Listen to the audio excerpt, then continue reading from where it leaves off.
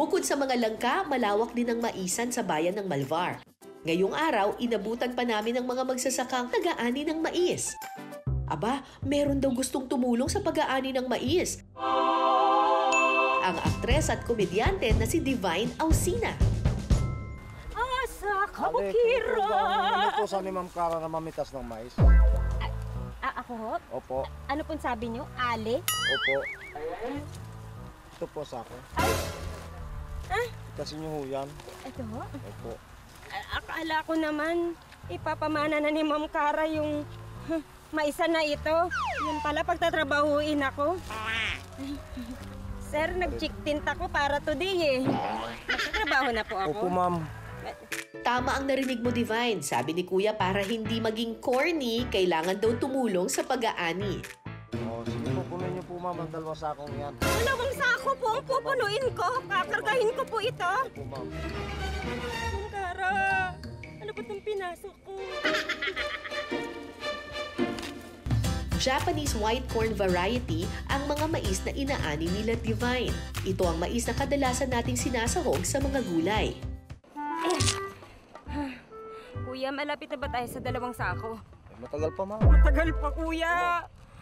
Sabotahe ito, inaalipin mo na ako, kuya. Okay lang po, ma'am. Sige, trabaho pa.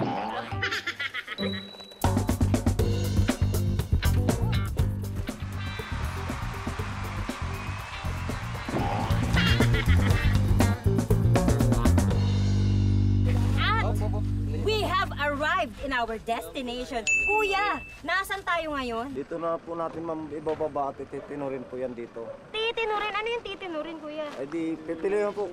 Ano yun po, yung malaki at maliit.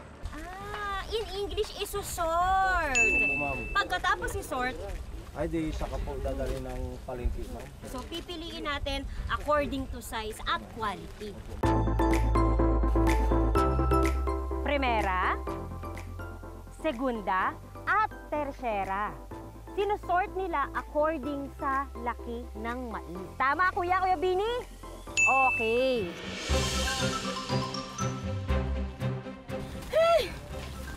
Uy!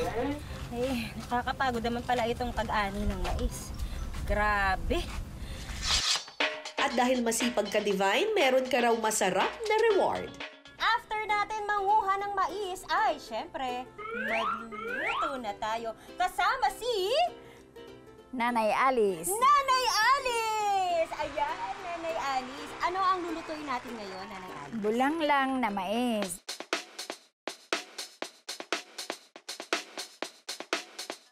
Sa isang kawali, igigisa ang luya, bawang at sibuyas. Hugas bigas. Hugas bigas. Pangatlo po ba yan? Pangalawa o una? Pangalawa. Pangalawang hugas bigas. Ilalagay na rin ang ating bidang sangkap, mais. Pakukuluan nito at saka ilalagay ang sitaw.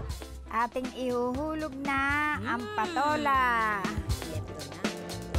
Nay, no, para siyang may cornstarch, ano, yung kanyang malapot texture. talaga siya. Pero wala tayong nilagay na cornstarch yan. Yan ay purong mais.